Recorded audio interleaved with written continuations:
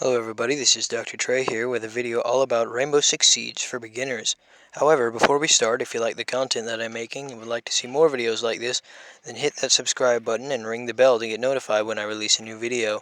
Now, let's get into the beginner's guide to Rainbow Six Siege.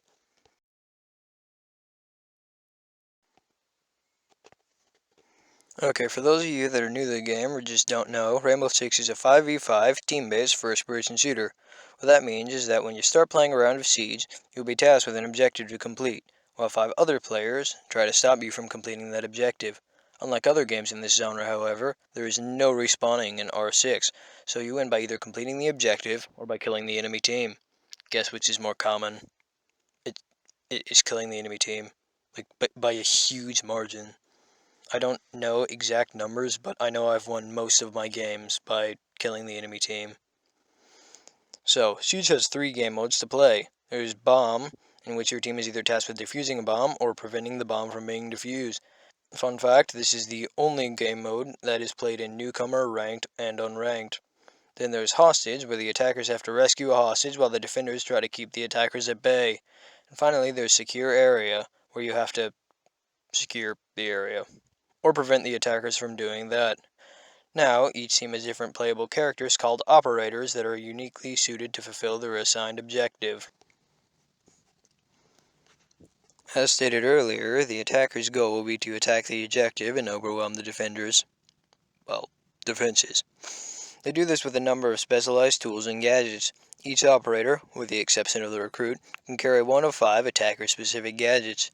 These consist of recharges, which are used in conjunction with Siege's destructible environment to create new passageways and lines of sight. Stun grenades, which is a throwable that after a short delay temporarily blinds anyone that's looking at it and that happens to be close. Then there's frag grenades, which as the name implies are grenades that after a short duration explode and kill/injure anyone near. Unlike other throwables, however, this one can be held by holding the item button, normally G. Be careful though, because Siege allows you to accidentally hurt yourself and your team if you're not careful. Next there's claymores. Once placed, they create 3 lasers that extend for a little ways in 3 directions. If a defender steps into one of these, then the claymore will explode, killing the unlucky defender. Finally, there are smoke grenades, which can be thrown to create an impenetrable cloud of smoke that can be used to block lines of sight. Attackers are also given 2 drones at the beginning of each round that can be used to locate enemies as well as their objective. And now we move on to the defenders. The defender's goal is always to prevent the attackers from achieving their goal before the timer runs out. Defenders also have a variety of gadgets to choose from to help ward off the attackers. These include impact grenades, which are not good as weapons, but are instead used to blow up hatches, walls, doors, etc. Then there's barbed wire that once deployed, stays there, and if a player attempts to go through it, it will create an audio cue to signal that someone is attempting to go through the wire. It'll also slow down any attacking players or drones that try to go through it. There's also nitro cells, or commonly referred to as C4 in the Siege community, which will be thrown out and wait where you threw it until the gadget button is pressed again. Once the gadget button is pressed again, it will detonate, causing massive damage to anyone near it. Next are bulletproof cameras, which once placed, give defenders an extra camera that can only be destroyed via melee or explosion. Finally, there are the deployable shields, which are bulletproof mobile cover that is placed about half the height of an operator. This can only be destroyed with explosions. The defenders also have a number of pre-placed cameras located at different parts of the map that can be used to give information on attackers' positions. Okay, so you just booted up Siege for the first time. After starting Siege, there will be a number of ways to play. It is recommended that you start by clicking the icon with 3 lines next to the play game icon. This will take you to the mode select, where you can select the learning area, which will show you video tutorials and allow you to play situations that are meant to teach you the basics of Siege and preview certain operators. After you're finished doing these missions and tutorial videos, you'll have gained quite a bit of renown. Renown is gotten by playing games and completing challenges. You can spend renown on buying new operators, cosmetics, or alpha packs. You want to buy an operator before you head to your first PvP match, because if you don't, you'll be stuck playing recruit, and nobody wants that.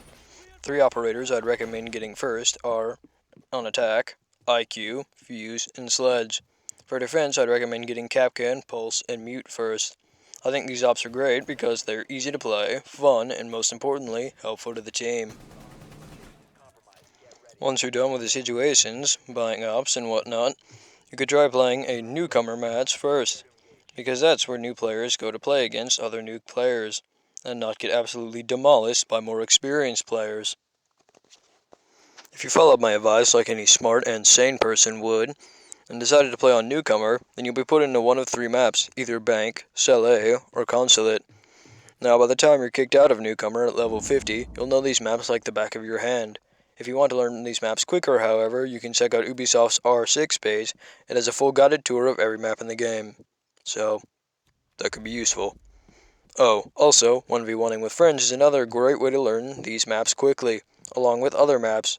I have learned Clubhouse inside and out just by 1v1ing. Okay, now before I send you off to go play your first match, use a few advanced tactics that'll help you get more kills. For attack, look both ways when entering rooms. I cannot count the times that I've died because someone was standing in some obscure corner. Next, you can shoot barricades to destroy them. This is extremely useful if you think that someone's on the other side waiting for you. Finally, use vertical gameplay to your advantage. You can destroy floors and ceilings, so you can attack your enemies from unexpected angles. Now, for defense, the first tip is to spawn peek. For those that don't know, spawn peeking is when you break open a window or door so that you can kill enemies before they get into the building. Sure, everybody will think that you're a toxic, sweaty piece of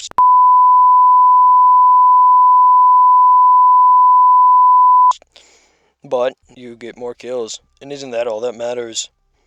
My next tip is to roam. Roaming is when you go out of the objective room, or rooms, so that you can get a cheeky angle or pick off some lone attackers. Finally, as a defender, don't forget about the clock. You see, I see a lot of people play and get into a 1v1 and 30 seconds left on the clock situation that try to kill the last attacker.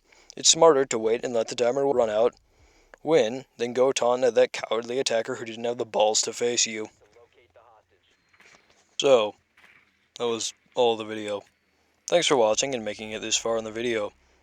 If you liked it, then hit subscribe and the like button so that I can know that you like the content I'm producing. Oh, and could you all do me a favor? Type pickles in the comments to confuse the people who didn't make it this far in the video. Anyway, I guess that's all I'll see of you. Until the next video.